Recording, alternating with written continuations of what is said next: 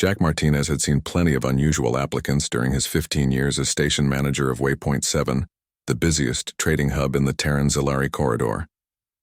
But when the door to his office slid open at precisely 0900 hours, he found himself staring at something entirely unprecedented. A child stood in the doorway. Not just any child, an alien child.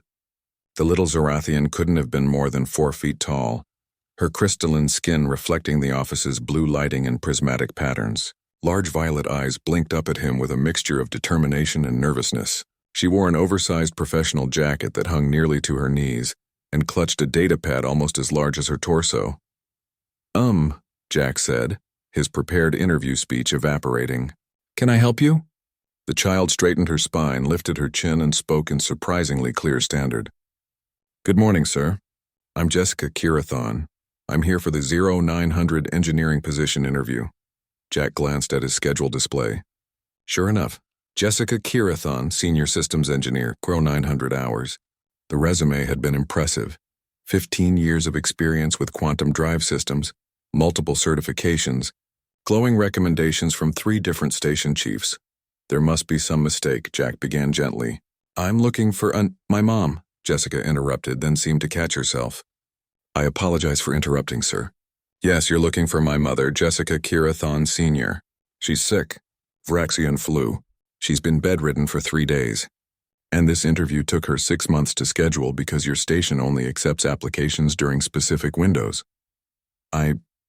See? Jack didn't know what else to say.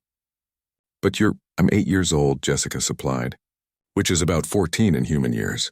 And before you say I can't possibly do the job, I've been working alongside my mom since I was 5. Zorathians have eidetic memory and accelerated neural processing. I've assisted her on every project for the last 3 years. I know every system, every protocol, every safety procedure." Jack leaned back in his chair, studying the small figure before him. In all his years of management, nothing in the handbook covered this scenario. The reasonable thing would be to politely reschedule, but something about the fierce determination in those violet eyes made him pause. "Your mother must be proud of you," he said carefully. "But this is a senior position. It involves responsibility for maintaining life support systems for 80,000 residents. One mistake could kill people." "I know." Jessica's voice was steady. "That's why Mom loves this job. That's why she made me memorize every redundancy protocol, every emergency override, every backup system. Because engineering isn't just about machines, it's about the people depending on those machines." She set her datapad on his desk, her small hands navigating through files with practiced efficiency. "These are Mom's certifications. These are the projects we've completed together. The quantum stabilizer repair on Outpost Kepler, the atmospheric processor upgrade on New Terra, the complete helm retrofit of the starbound Destiny. Every system passed inspection with 0 defects." Jack scrolled through the files. The work was indeed impeccable. More importantly, the detailed notes showed a level of understanding that went beyond rote memorization. Someone had truly comprehended these systems at a fundamental level. "Why didn't your mother just reschedule?" he asked. Jessica's crystalline features seemed to dim slightly. "Because she's been trying to get off-world contracts for 2 years. Station work pays 3 times what planetary jobs do. My brother starts academy next year. My younger sister needs special medical treatments. We need this job, sir." Not want need. There it was. The weight of family responsibility sitting on shoulders that should have been worrying about homework and games.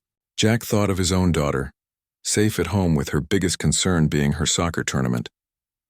He thought of regulations, liability, and the dozen reasons he should send this child away. Then he thought of his own mother, who'd worked 3 jobs to put him through engineering school. Who'd never asked for help, never made excuses, never gave up. "All right," he heard himself say.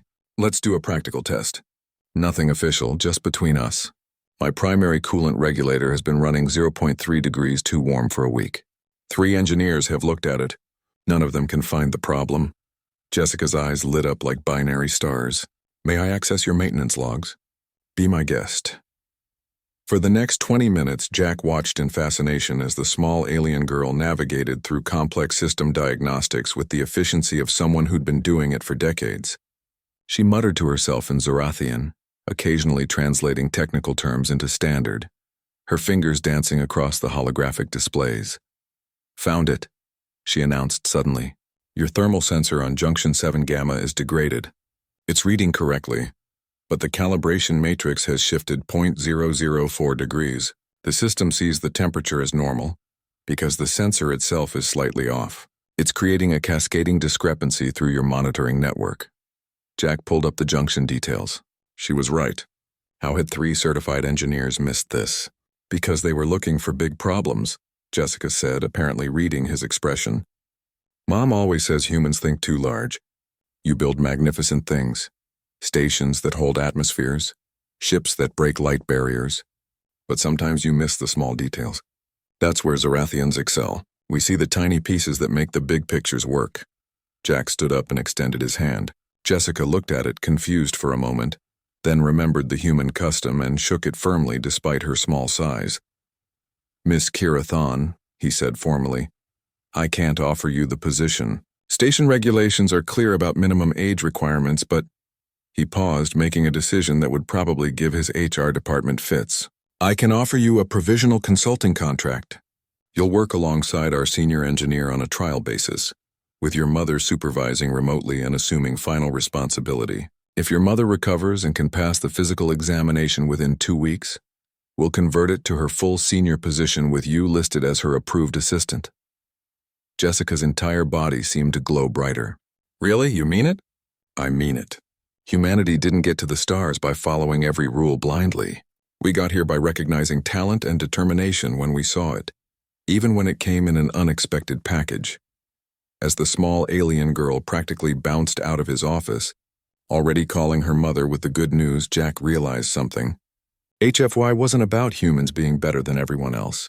It was about humans being willing to see past conventions, to take chances on unlikely heroes, to extend compassion when regulation said to extend rejection. Sometimes humanity's greatest strength was simply recognizing greatness in others.